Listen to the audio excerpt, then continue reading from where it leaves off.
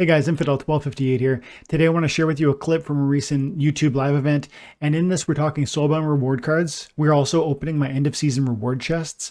I'm going to show you where I'm at and how close I am to done, but then I have lots of thoughts around how important these cards are, how excited I am about them being transferable, and how we can improve the way they will be made transferable. I think there's some real great ideas in here for how we can make it optimal for players who want to unlock and want to maximize the soulbound reward cards with minimum expense. I think there's some real creative solutions coming from our community, and two of them are going to be addressed today. So stick around, stay tuned, like and subscribe. Birds, bees, and trees. Hi from Cali. Why are seasons so short? Might it not be better to have like month-long seasons or even 4 seasons in a year? Might be time for a season revamp or structure. Any ideas? 4 leagues maybe? Yeah. I haven't thought about that recently, but I have previously considered that. You know, it is interesting that oh yeah, we got rewards we can open up here. We'll do that in a minute. I want to speak to your thought, and then we'll open up some rewards. If the seasons were longer, right now today I think they're 14 days this season. Usually it's 15 or 16 sometimes. I don't really see why there's great value in having the seasons be so short. You might say I like it being 2 weeks because then I get my rewards twice a month. It's like a payday. But that sentiment or that statement is based on I like it, so don't change it. It doesn't. It's not a logical argument around why it makes sense. So, if someone in the chat has a thought on why it makes sense to keep the seasons to 2-week windows, I frankly don't have any justification other than I like it, and that's not a justification. It's just an opinion. So I would argue that it would make sense, and other games do that. 3 months is a season. You know, that happens in Apex. I think it's 3 months. And, you know, especially if you want to really give people, if there's only going to be one leaderboard, like one champion, and that's, I think, what they're aiming at. I don't know that it makes sense to constantly have these these season ends, because at the end of the day, the season ends are themselves tied into leaderboard payouts, which is part of why we even like the 2-week window. If we're removing leaderboard rewards, it sounds like we are, then maybe that's part of a full revamp. I don't see why that should be on the table, is what I'm saying. I think it's a worthwhile conversation. There would be downstream consequences. You would receive your chests would, you know, if you have to wait 3 months to get your season chests, how many season chests are you getting at 3 months? Are you getting fewer chests because of that change? Are you getting fewer rewards because of that change? Is it this massive payout after 3 months?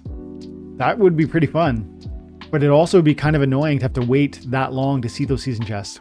And one more thing that comes out of that is people like getting the SPS in there. And maybe, I don't know, but maybe some of you are receiving SPS from your season chests, and then you're unstaking some of that to continue playing into the game or buying new cards. I don't know if that's the case, if that's your story, guys, but you know, I wager some are.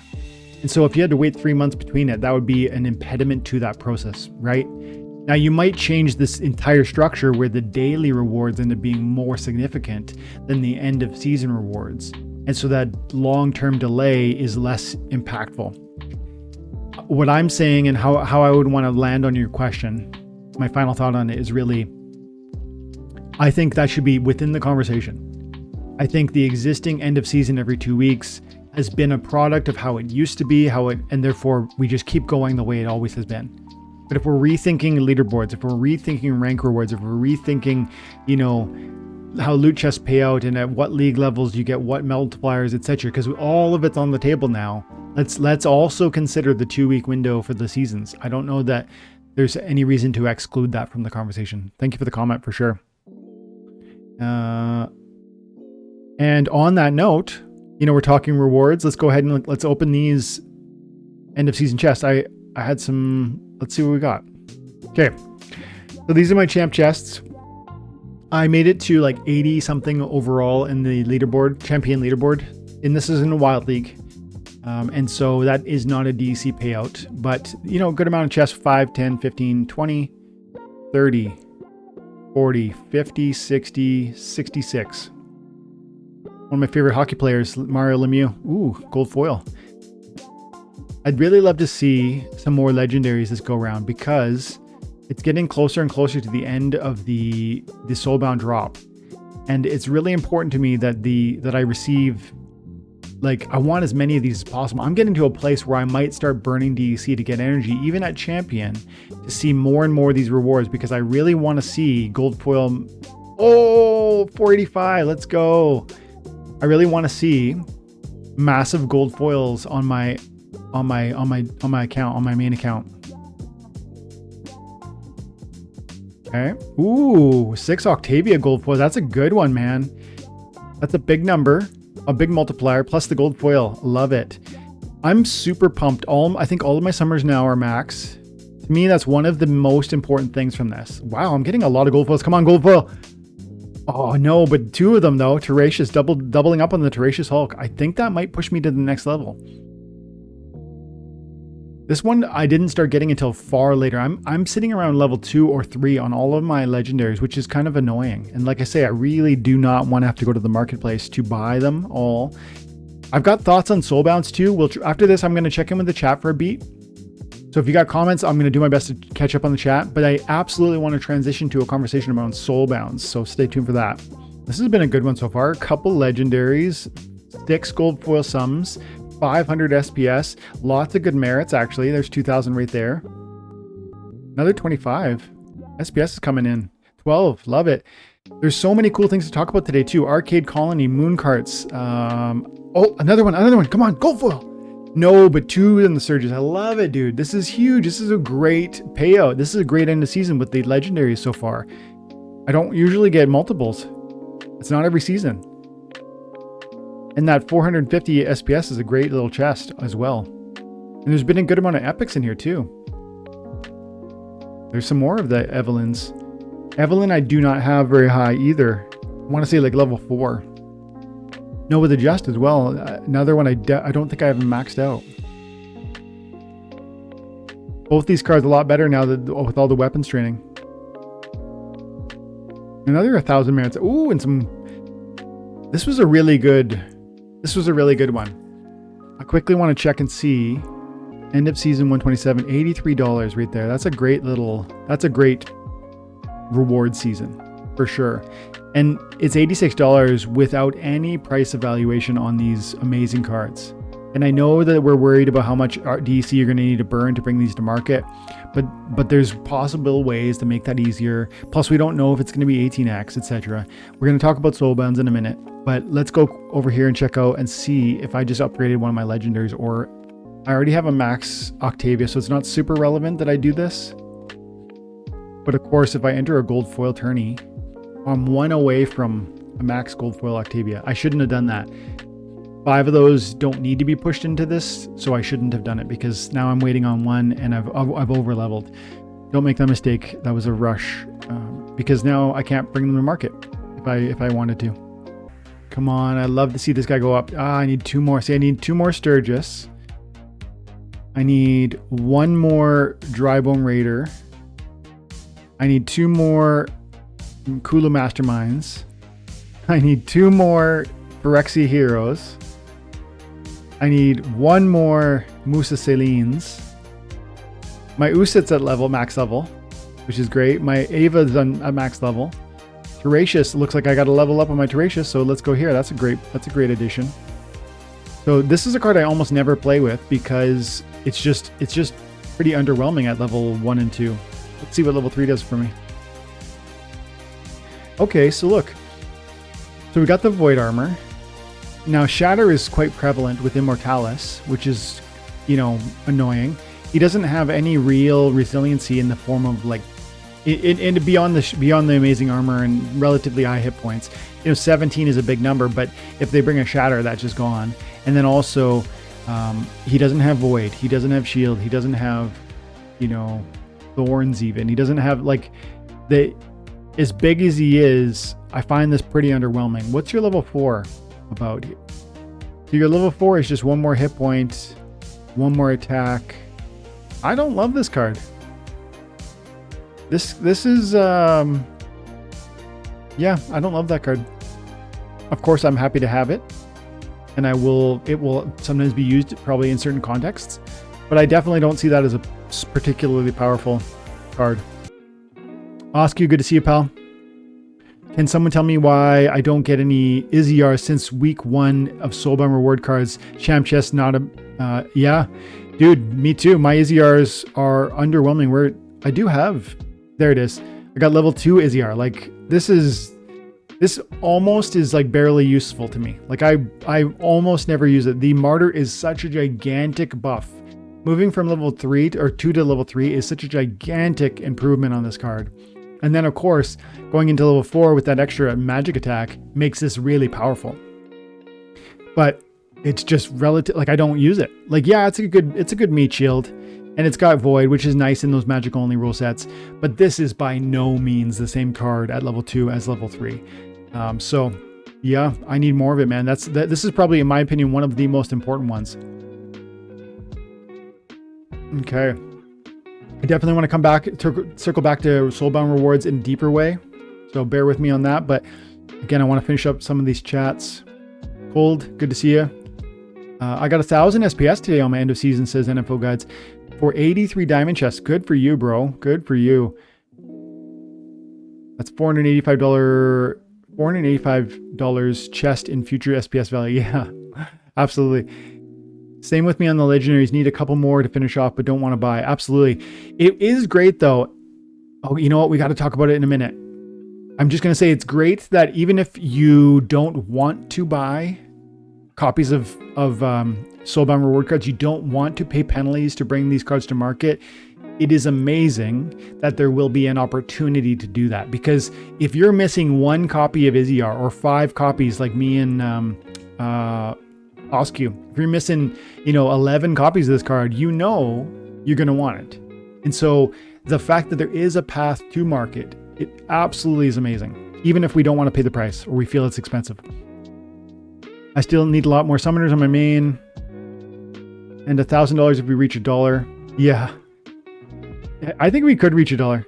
Are you deducting the potions in those calculations? Seems too high for what you received. It probably is not. It probably is counting the, let's see. Yeah, it's counting the potions. $25 on the gold and $30 on the legendary. But I use my potions and I value them. I think they matter, especially now that you can use them on your chests. That matters. So fair enough. If you take away $50 from that, you're still at $36 or whatever. But again, that's $36. One of the reasons I leave the potions too, I've said this before and I'll say it again here. I leave potions when I'm looking at my season rewards using, this is Splex GG if you guys don't know. But if you calculate your end of season rewards and it says $86 and that includes your potions, you have to understand that it does not provide any price for your cards.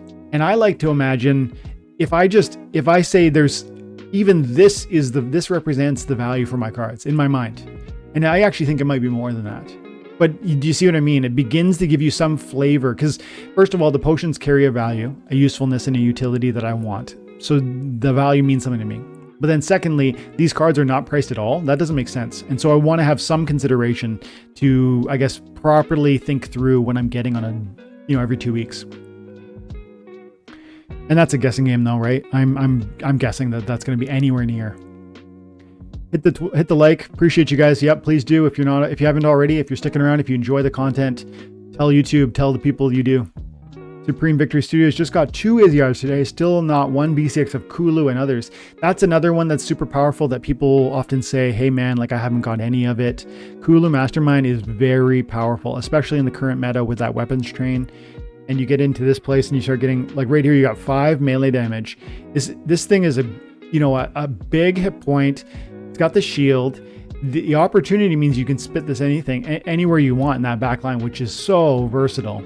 Because you can slip in the 4th or the 5th spot and you can slip 2 non-attacking monsters on its left and right flank, and that thereby give them melee. Now that's helpful, of course, in melee from any position, or super sneak, or whatever the case may be. But even more than that, you can put this in the 2nd spot, and it's a reliable 2nd place monster with a good amount of hit points and the shield. And it's going to throw melee damage onto your primary. Maybe that's, the Bakjir, or maybe it's, it's that other Soulbound card on the blue team, which is epic. There it is, Noah the Just. Can I uppy? Nope, I'm 1 away from being able to up that. No, and I'm 1 away from being able to up that. So these cards are powerful for sure, and I hear that a lot. Those are the two well, hang on, that's not really true. I hear people complain about not having Mastermind. I definitely hear people complain about not having the other one I mentioned, Iziar. But I don't. This one to me is now one of the most important cards in the game. EoS Sturgis is absolutely powerful. You know, this weapons trainer matters, and with 3 damage output at level 3, you're actually imparting that full power to your 2 neighbors. And it's only 6 mana. This is actually really cheap for what this does. You theoretically put 9 magic damage into the game with you know, let's say 9 magic damage for 9 mana cost. Because picture EoS Sturgis in the middle, and you put the Pelakar Conjurer in the first spot. That's a 2 mana cost. You know, 8 hit point with the Divine Shield. You know, 5 speed. Flight, great tank in the first spot for 2 mana, and then back here you put the Chaos Agent for 1 mana, and it's, you know, relatively weak, but it's a non-attacking monster with 1 mana cost, and it gives you another 3 damage output because again you're fighting at this level with the 3 damage. So this card to me is like, ever since the weapon train buff is must have. At this next level, I'm less, I see now that I don't so much care about level 4, but I do want the Rust, especially recently with this card really grew, didn't it? In its meta standing, didn't it? Like, weapons training got a massive buff.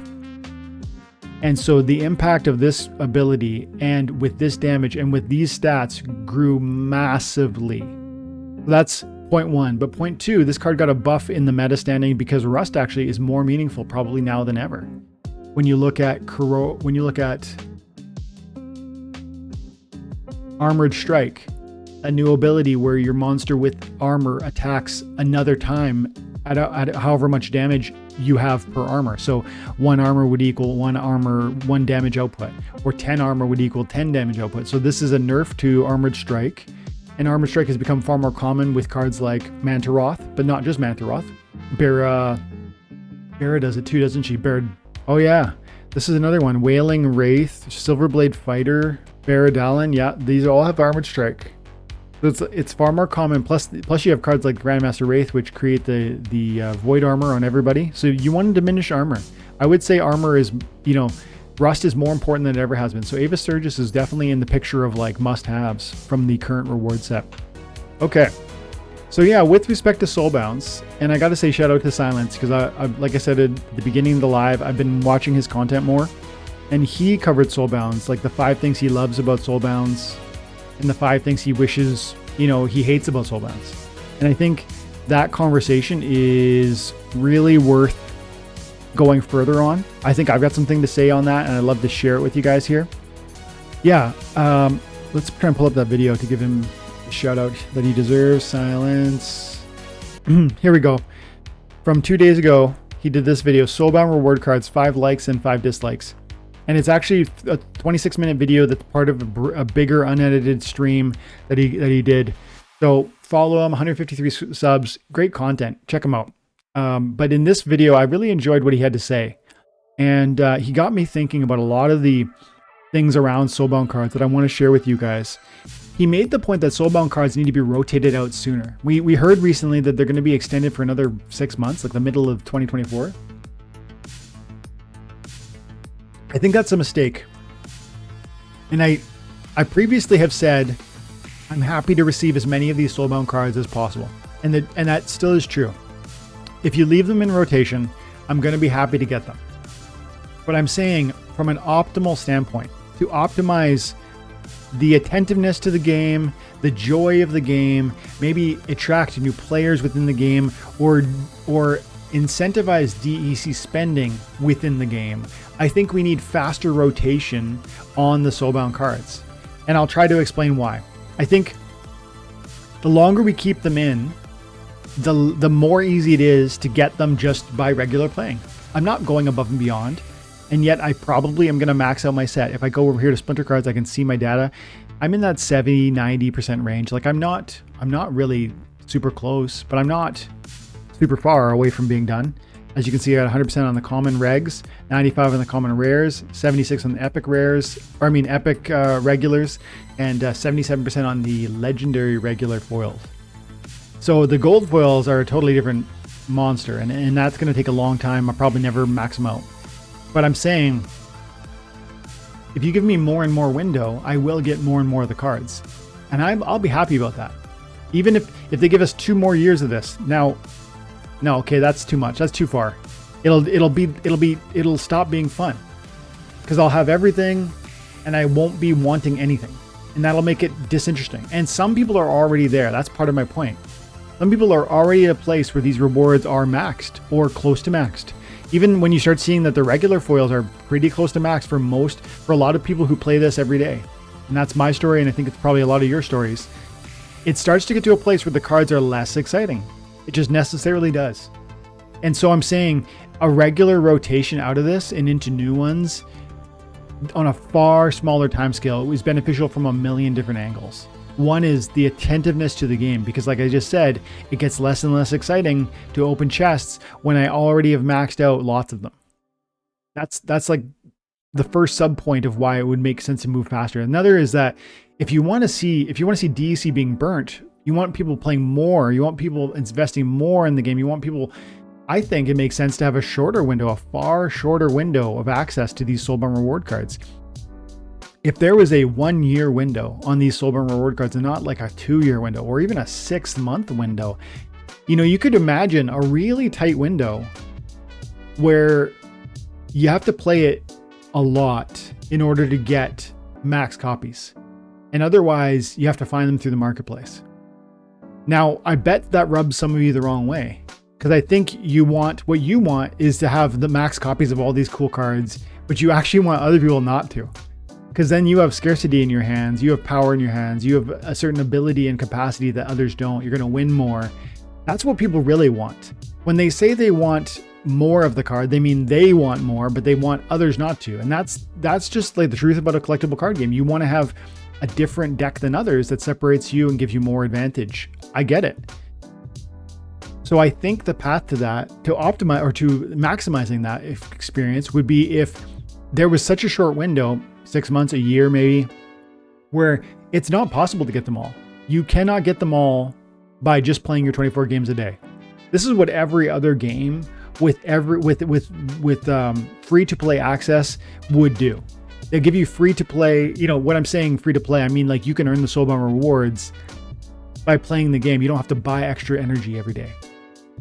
But every game that exists where there is a possibility to put real money in to play more or to receive more, and they would give you the opportunity to play more by putting in more DC to earn the maximum copies that will not be possible. That's like a strategic play.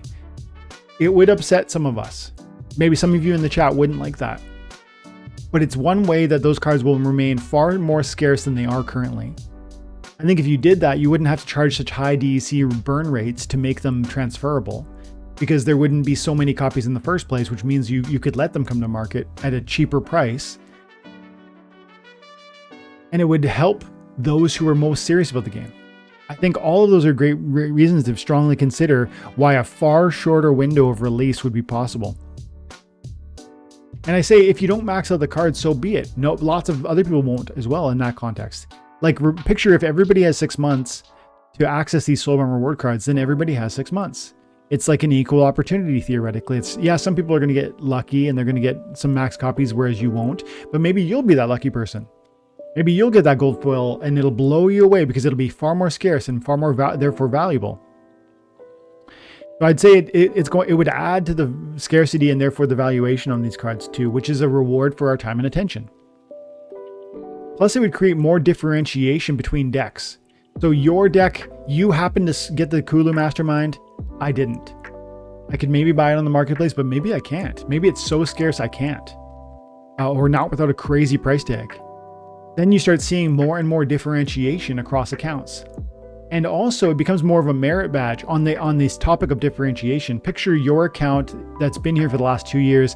If there had been 2 soulbound reward card cycles that happened in that 2-year window, 1 year and then a full another year, you already have locked in those soulbound cards. That's 2 different, I'm talking editions of soulbound reward cards that theoretically could have come and gone, and so you have this unique access and window into assets that new players won't get. Now, new players will dislike that as they recognize that from one level, they'll feel upset that they can't have those cards. But 2 solutions. 1, you can buy them from the marketplace. And 2, as much as this is a burden to you as a new player who doesn't have access to these cards, you have to recognize the opportunity on the other side of the same coin. It's a burden that you can't maybe access a card like, Kulu Mastermind or Iziar, but it's an exciting opportunity that you might later access a new cool card that future players beyond you will never get. So that's the same reason why it's attractive to hold Untamed. Even though the prices have declined recently and some people have sold because it left modern, it's attractive to some people to buy into that because they actually want the assets that others will likely never have. There's a scarcity to them. And so I'd say it's both a pro and a con that not everybody will have it. I like that. It's a differentiation across decks. To me, that would be a bonus, not a detriment. But I really see it as something worth strongly considering that these be rotated far sooner. I said a year, but I could see even shorter than that. They've talked about how they want to do 9 months of releasing a certain edition. And this is Sai's point. He said, make the soulbound rewards go in unison with the edition. So if these are soulbound reward cards from Chaos, right? That's the Chaos symbol. Then make them stop coming out when Chaos stops coming out. Maybe that's a 1-year window. Like we said, we're trying to sell the packs for a year. And then that's what we're doing with Rebellion. So we need to have Rebellion rewards, soulbound rewards that are tied to that same time frame. That way, when Rebellion rolls out, the Rebellion rewards roll out. Because it impacts the play, doesn't it? It impacts tournaments, it impacts guild brawls, it impacts rank reward experience. Because if you can use your rewards, but you can't, these ones yes, these ones no, it's a weird dynamic. Is it a Rebellion card? Let it leave with Rebellion. Is it a Chaos card? Let it leave with Chaos. That makes a lot more sense in my mind. And that was Silence's point. I've got a couple more things I wanted to say on this, guys. I see you guys dropping comments on this, and I appreciate that, but I definitely want to finish 2 more thoughts that I think are really meaningful around soulbound reward cards. And the second is, I think there's a path. We're concerned about the 18x, aren't we? Like, a lot of you guys are really frustrated, annoyed, disappointed by Matt saying that it might be 18x the cost to unlock a soulbound. And I have to say, I was wrong about some numbers. So if I look at these soulbound rewards, if I look at a soulbound reward card, this is a common regular foil. It's 5 CP right there, collection power, per 1 BCX. Or 2,100 CP per a max 400. So if I go 5 CP for 1 BCX and I bring out the calculator and I go 5 times 18, we're talking 90 DC. Call it 100 just for easy sake. 100 DEC is 1/10 of a full DEC dollar, right? DEC, $1 US is 1,000 DEC theoretically, which means that 100 DEC is 10 cents. Which is to say that 1 BC unlock is going to be 10 cents. That's actually far bigger than I was originally imagining. Now, I still think it's okay that price be big. I've previously said I'm okay with the DEC burn rate making these transferable being quite high. And I like that for scarcity purposes. And I think it's okay. And I think you'll get that money back, by the way, if you unlock certain key cards because the market's demanding Ferox Defenders and you spend the DEC to unlock it, you're going to find that you get that back when you bring it to market. But here's an amazing solution. Again, this is like Sai got me thinking about this. This needs to happen. Why do I have to unlock it to bring it to market? Why can't I go like, I want to bring it to market, list for sale. I can't right now because it's not unlocked. But like you would have it, instead of unlocking, it would be like a declaration of this card is on the marketplace in its current unlocked state, and somebody who wants to buy it pays the cost. So we say, you know, if this is in fact the DEC, so we go, look at this. Let's do the numbers right in front of you. 2100 collection power for this max copy. We go like this, 2100, and let's say he decides 18 times the DEC is the price point to make a card transferable. So that card is going to cost 37,800 DEC to make it transferable. And then we go, let's say I want a profit margin of 10%. So I go ahead and I'm listing that card for 41,580. That's gonna take the burn value. You're gonna say, yeah, I'll pay that, or no, I won't.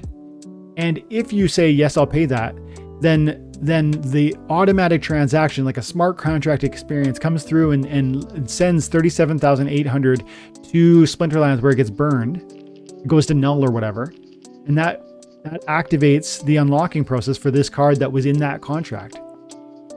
And at that moment, it's now made unlockable and immediately transferred to the buyer who paid that DEC. With the balance of the DEC, right? We said 37,800 is the burn, the unlock. So I got to subtract that. So the balance of 3780 comes to the seller. I think that seems logical, plausible, possible. I think optimal even, right? Why do I have to pay the DEC to see it unlocked? Now, Splinterlands might not like that idea because they might like the idea of the DEC being burnt upright or upfront in order to see the card even be brought to market. In some sense, we might like that too, because that means more DEC will be burned in situations where the card doesn't even end up getting sold. It's like this, it's this upfront commitment to see that DEC deleted to make that card transferable so that one day it might be transferred, traded, sold, rented, whatever. I don't know what the team would think about that, but personally, I bet you guys would approve of that.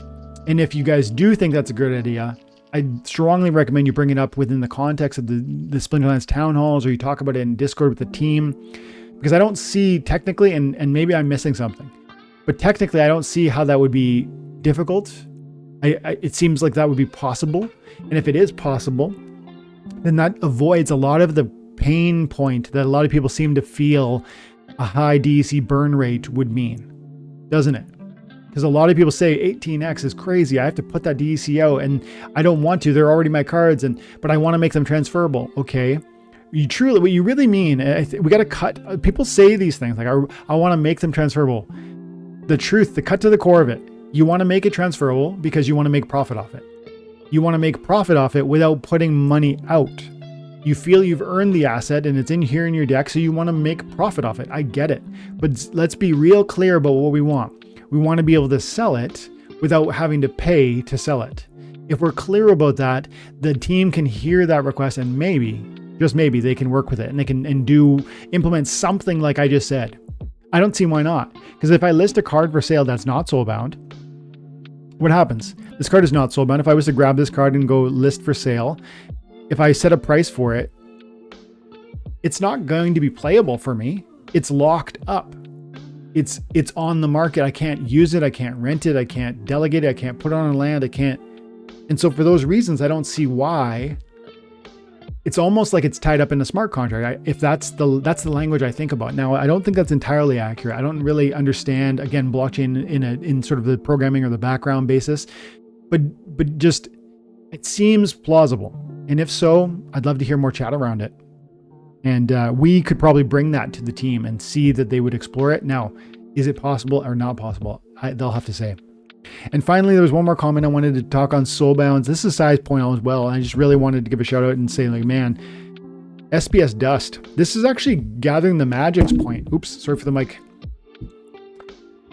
Sai said, look, why can't I just burn my soulbounds? If I don't want my soulbound, if I don't want to unlock it, I just want to burn it. Like I have 100 extra copies of Ferox Defender, 172 extra copies. Why can't I just burn it? And then you give me some sort of in-game asset that I can use to do other things with.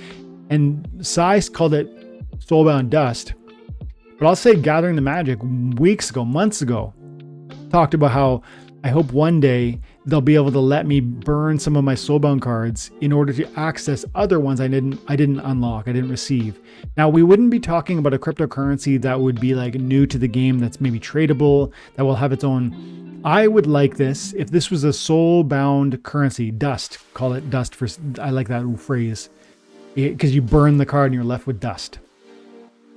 And the dust is like a certain currency that allows you to go to the market, go directly to the team, and essentially mint new copies of different cards.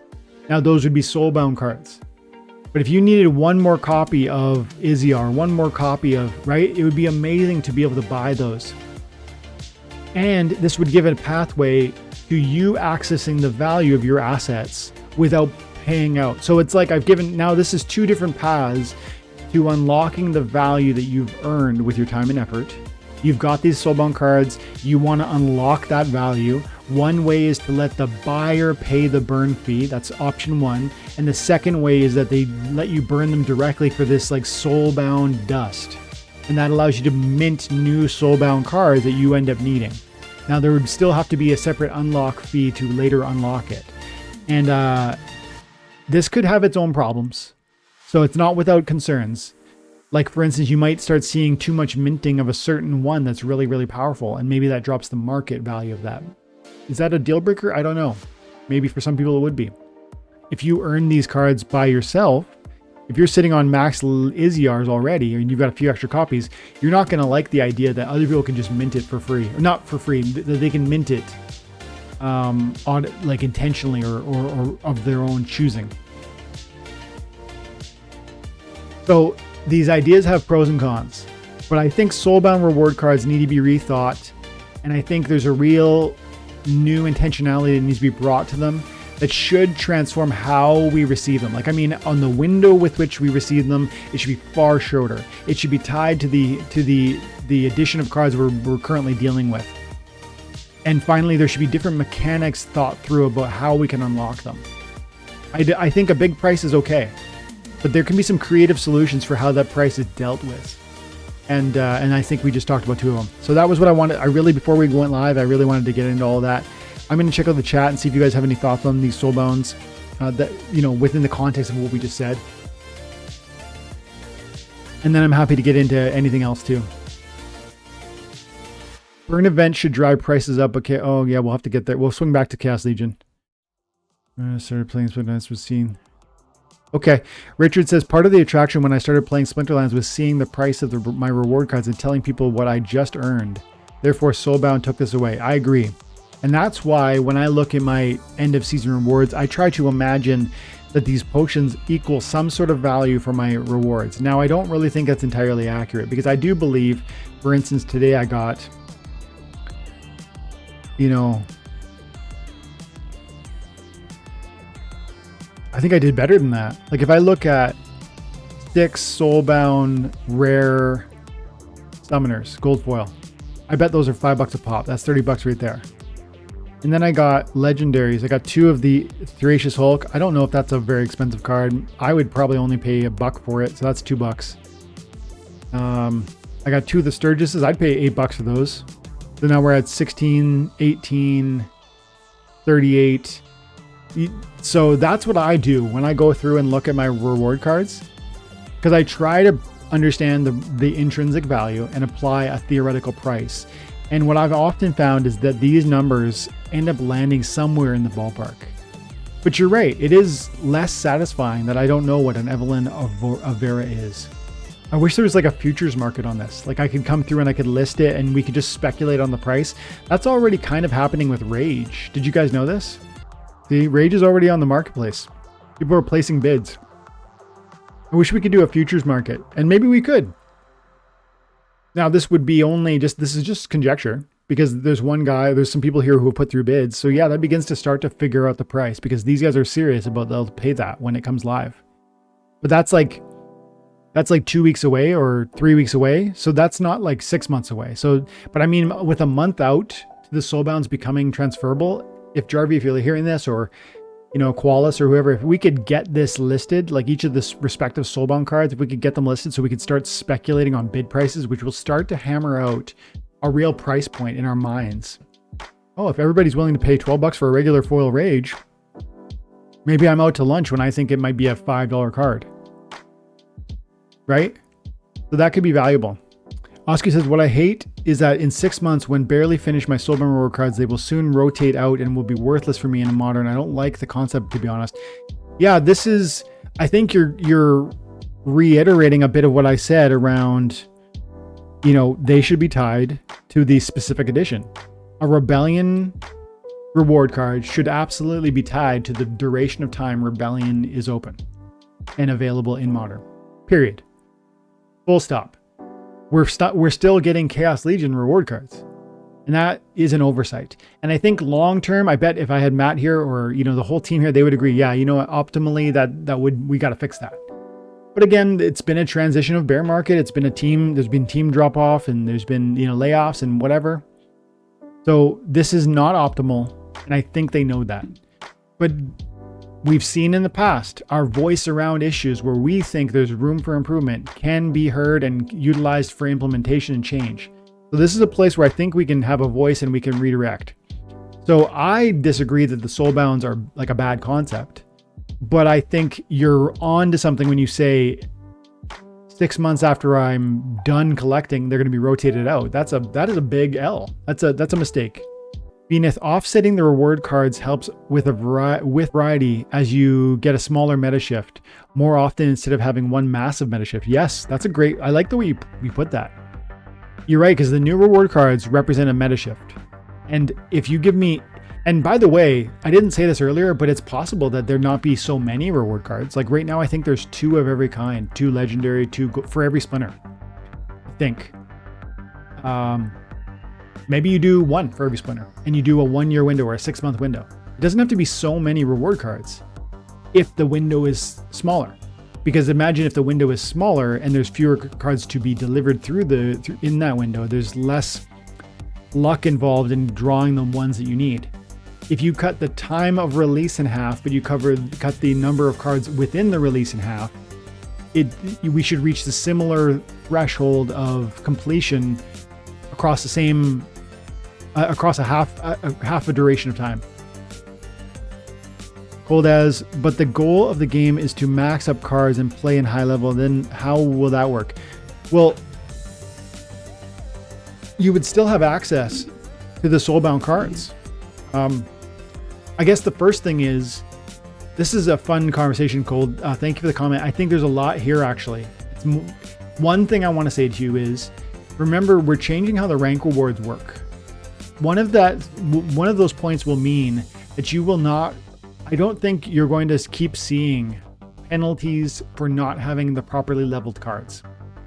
When you win a game and you have cards that are not properly leveled, you see deductions. This is a win that I recently had. Let's see what happened here. Look at that. I got -4% for low level cards. Now that feature was a calculation that was brought to the game because the rank reward system was broken and is broken. So people were playing at different league levels that they probably shouldn't have been. You're playing in gold, but you should be in diamond. Or you're playing in diamond, but you should be in gold. And so they're trying to make incentives and disincentives to help artificially, to through a central control mechanism, push you to the place where you quote unquote should play. That card reduction theoretically can and will go away when they revamp the reward structure. And if they do remove that reduction, then you won't necessarily need to worry about whether or not your card is the accurate level for the league you're playing in. I've lost my comment section. Oh, there it is. So, because part of what you're saying, I think, is like, I need to max up these cards to play them at the right level. Well, what if you didn't anymore? What if a level 2 could be played in champion or diamond without a penalty? And what if it was an excellent card? And what if it was super rare to the point where most people didn't have it at level 3, or even most people didn't have it at level 1? So now you start recognizing that 1, there's no penalty necessarily, and 2, it's actually still valuable and helps me even though it's not max level. Now, yes, you're right. The game does aim at intending you to max out your cards. But again, there could be a pathway in this new system that I'm proposing where the cards can be reached at a max level. Maybe that's the Soulbound Dust, or maybe that's the, you know, marketplace buying from a peer-to-peer place, or whatever. Yes, 18x for cards. What we earned. That's it. See, the people do. This is a sentiment that more than iHorse shares. Look, we earned the cards. We spent the time. We played the game. These are my cards. Don't, you know what I mean? Why are you charging me now?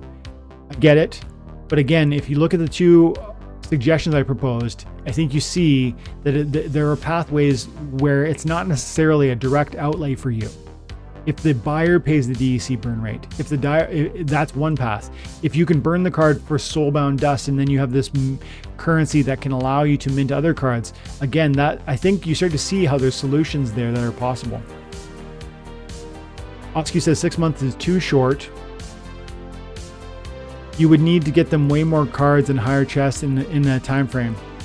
Well, they're currently rethinking the entire reward structure. I think we have to remember that. Right now, 6 months, there's no way you would get their max copies. I guess I just want to say I love the conversation around this. And I do think if you reimagine how rewards pay out, the multipliers at different league levels, they've said that they want to earn more reward at the higher levels. They want to incentivize you to go up in level. They want to make it so you never feel like you're getting less rewards at higher levels. All of that might mean that champion chests give you way more multipliers than you previously received, or diamond get way more multipliers than it previously received, or gold, or whatever league you play in or you want to play in. And if that's so, it's possible that the new plan could be one where there is a far shorter window of Soulbound rewards. But I don't actually think 6 months is the number. I think it needs to be tied to the addition of cards that we're talking about. If it's a Rebellion Soulbound, tie it to Rebellion. And if it's a Chaos, tie it to Chaos. That's going to alleviate a lot of the question marks, concerns, confusion when these things rotate out. And so I think that's the path. I think there's a lot of interesting thoughts around this. And I think it's something I think we should bring up more with the team, because they're in a rethinking phase. So let's be vocal in Discord. Let's communicate with the team. Let's be present in the town halls. Let's ask questions, and let's help them craft the game that we believe would be best. They're going to hear it. They're going to take our feedback. They might say no to some of it, but they're going to say yes to some of it. Let's be vocal. And guys, thank you so much for hanging out today. Thank you guys again for your time and attention, for your support of the channel. I hope you have an amazing day. God bless.